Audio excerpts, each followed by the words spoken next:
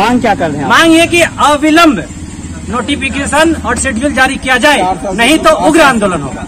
जी sir, हम लोग ये हमारी चेतावनी समझिए, धमकी समझिए, या सिविल डिसोबीडियंस जो आपको समझना समझिए, और हर डिस्ट्रिक्ट में चक्का जाम कर देंगे। हम लोगों के युवा का दर्द कोई सुनने वाला नहीं है। जब हम लोग पटना जाते हैं सर, वहाँ लाठी से मार करके भगा दिया जाता है। हम लोगों के युवा का दर्द कोई सुनने वाला नहीं है। जब हम लोग पटना जाते हैं सर, वहाँ लाठी से मार करके भगा दिया जाता है। पिछली सरकार जो थी, हम लोग सिर्फ आश्वासन दिया गया कि ये 7वां चरण जो है 6ठा चरण के बाद बहुत जल्द आएगा, और ये सुनते सुनते हम लोग जो है 4 साल बीत गया सर, जिसमें कि 26 मई को एक देखिए विभागीय लेटर सचिवालय से निकला कि आप लोगों का जो शेड्यूल जो है 7वां चरण का प्राथमिक विज्ञप्ति का शेड्यूल जुलाई का अंतिम सप्ताह में जारी कर दिया जाएगा। लेकिन हम लोगों का जब समय पूरा जुलाई बीत गया और अगस्त भी बीत गया, सितंबर आ गया, लेकिन कहीं इस पे आपदा प्रबंधन मंत्री बने हैं। हम लोगों को बहुत खुशी है कि हमारे सीमांचल से आप मंत्री बने हैं, और हमारा आवाज़ जो है कम से कम सरकार के समक्ष, ये हम लोग पीड़ित जो है इसको उठाने का आप काम करेंगे। इसी आशा और विश्वास के साथ आपके साथ आए हैं सर। आप भी युवा हैं, और विगत 22 तारीख को जो है ऐसा लाठीचार्ज किया गया कि सभी वो लाठीचार्ज से ऐसा कोई नहीं है कि जो कि नहीं जानते हैं। तो इसलिए सर आपसे विनती है, विनम्र है कि आप शिक्षा मंत्री से एक बार अभी सर हम लोग के सामने बात कीजिए कि देखते हैं शिक्षा मंत्री क्या आउटपुट देते हैं इस पे सर, ताकि हम लोगों का जो पीड़ा है उसको समझेंगे, और ये कम से कम ये आउटपुट निकलेगा कि काम हो रहा है कि नहीं हो रहा है। आप लोगों की बात को निश्चित तौर पर हम शिक्षा मंत्री तक पहुंचाएंगे। और अभी वो अररिया उनका प्रोग्राम भी लगा हुआ है, 1-2 दिन में आने वाले हैं। आपका जो भी मामला है हम मजबूती से उठाएंगे, और आप लोग को हम फीडबैक भी देंगे। और सर 1 मिनट और बात है, तेजस्वी भैया जो है 10 लाख युवा का नौकरी देने का, सरकारी नौकरी का वादा किए थे कि यदि हमारा सरकार आएगी तो सबसे पहला कैबिनेट में जो है, 1 मिनट सर बात बोलिए।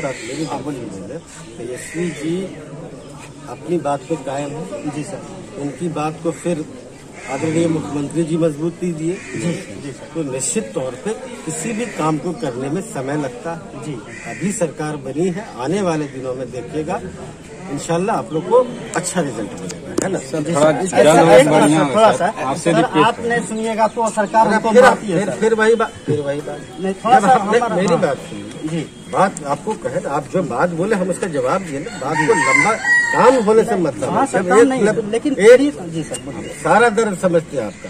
आपकी बात को हम मजबूती से सक्षम लोगों के पास रखेंगे, और उसको हम क्या हुआ नहीं हुआ उसको आपको हम जानकारी भी देंगे, है ना? थोड़ा सा सर सुन लीजिए ना, 1 मिनट सर, थोड़ा सा सुना जाए थोड़ा सा। सर बात ये है कि देखिए हम लोग जो है 4 साल से जो विगत, 1 मिनट सर, थोड़ा सा वो बात पूरा हुआ नहीं है सर।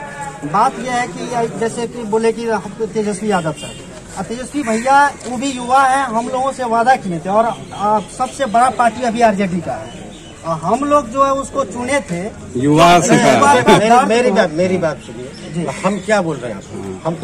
हम भी तो जवाब ही दे रहे हैं। नोटिफिकेशन के लिए सब हम क्या बोल रहे हैं? वो आ भी रहे हैं, आपकी बात को रखेंगे ना, आप लोग भी रहिएगा। सर आपका पहुंच वहाँ बहुत है, आप तेजस्वी यादव से एक बार बात कर लीजिए ना सर जी। आपने जो आपदा प्रबंधन मंत्री से जो अभी बात हुई, आपका क्या बात हुई? जो अभी जो छात्र आपके पीछे हैं सब किस बात को लेकर यहाँ है? सर हम लोग जो इतना अभी तादाद में खड़ा है मंत्री साहब के आवास पे, हम लोग सीटेड बीटेड अभ्यर्थी हैं, 7वें चरण प्राथमिक विज्ञप्ति को लेकर के मंत्री साहब के पास आए थे, क्योंकि सीमांचल से मंत्री बने हैं। ये हम लोग बहुत खुशी हुई थी, और आशा और विश्वास के साथ आए थे कि हम लोग का जो मांग है 7वां चरण का प्राथमिक विज्ञप्ति, उसको प्रमुखता से सरकार के समक्ष रखा जाए, और इस बात को जो है हम लोग जो 4 साल से लगभग प्रताड़ित हैं, इस दुख और पीड़ा को सहते हुए ये मंत्री साहब यदि वहाँ तेजस्वी यादव जी से और माननीय शिक्षा मंत्री के समक्ष रखेंगे, तो हम लोग जो प्रताड़ित हैं उसका दुख दर्द को दूर किया जाए, और अविलंब 7वें चरण का प्राथमिक विज्ञप्ति जारी किया जाए। इसी मकसद से हम लोग जमा हुए थे सर जी, और कुछ ही सर। देखिए यहाँ पर जब आप बात किए जब आपदा प्रबंधन मंत्री से, तो उन्होंने क्या आश्वासन दिया आपको? देखिए आपदा प्रबंधन मंत्री साहब जो हैं वोट मतलब गुलाम मिला के जवाब देते हैं। कोई भी मिनिस्टर के पास जाते हैं, नेता के पास जाते हैं, हम लोग पूरा हम लोगों का पक्ष में कोई उतरना नहीं चाहता है, लेकिन हम लोग बुड़बक हैं कि वोट दे करके नेता और लीडर को चुनते हैं। और अभी हम लोग जब अपना मांग रखने के लिए जिसको चुनते हैं वही हमको ढूंढते हैं। अभी हम लोग अपना मांग भी पूरा नहीं रखने के लिए दिया जा रहा है कि अपना आवाज, हम लोगों का आवाज को दबाया जा रहा है कि हम लोगों का आवाज कम से कम जो हमारा पीड़ा है उसको सुना जाए कि हम कितना दिनों से प्रताड़ित हैं, उसको भी सुनने के लिए तैयार नहीं है लोग। तो हम लोग कहाँ जाएं? पटना जाते हैं तो वहाँ लाठी से मार करके भगा दिया जाता है, लोकतंत्र का हत्या कर दिया जाता है। ये लोकतंत्र है, संविधान हमको अधिकार दिया है, लोकतांत्रिक तरीका से हम अपना आवाज उठा सकते हैं सरकार के समक्ष, लेकिन सरकार अपना पुलिस का बल लाठी दे करके और बल प्रयोग करके हम लोग को भगा दिया जाता है। देखिए, जिस तरह से आप लोगों को आश्वासन पे आश्वासन मिल रहा है, तो अगर आप लोगों की जल्द से जल्द ज्वाइन नहीं होती है तो अगला कदम आप लोगों का हम लोग बिहार में उग्र आंदोलन करेंगे और हर डिस्ट्रिक्ट में चक्का जाम कर देंगे। आज जो हम लोग 2 बार मंत्री जी से मिले हैं, क्या हम लोग आदमी नहीं है? हम लोग अररिया, किशनगंज, कटिहार से आए हैं, 2 बार मिल चुके हैं और हम लोग उनके बयान से जरा भी संतुष्ट नहीं है। उसने जो हमें रिस्पांस किया हम लोग नहीं समझ, हम लोग देश के भावी शिक्षक हैं जी। क्या हम इस बात को नहीं समझ पा रहे हैं कि आप क्या करना चाह रहे हैं? हमने आपसे कहा कि आप डिप्टी सीएम को कॉल लगाइए हमारे सामने और उनसे पूछिए कि आप नोटिफिकेशन और विज्ञप्ति कब दे रहे हैं। तो इसने क्या कहा कि हम आपकी बात को रखेंगे, शिक्षा मंत्री फलना दिन आ रहे हैं। ये सब क्या है? आप एक कॉल करके कह सकते थे, आप हम लोगों के सामने डिप्टी सीएम को या सीएम साहब को, जिसको भी आपको मतलब था, आप कॉल करके पूछ सकते थे कि सर यहाँ पे अभ्यर्थी लोग जमा है, हमें परेशान कर रहे हैं, आप क्या कहना चाह रहे हैं? लेकिन क्या कहा गया? आप लोगों को क्या कहा? नहीं करना चाह। आप हमारे खानदानी नेता हैं, हम लोग पैदा लिए तो आप ही को वोट देते हैं और जब हम आपके पास आते हैं तो आप ऐसी बात करते हैं। अब आप समझ सकते हैं कि हम लोग किस पीड़ा में हैं।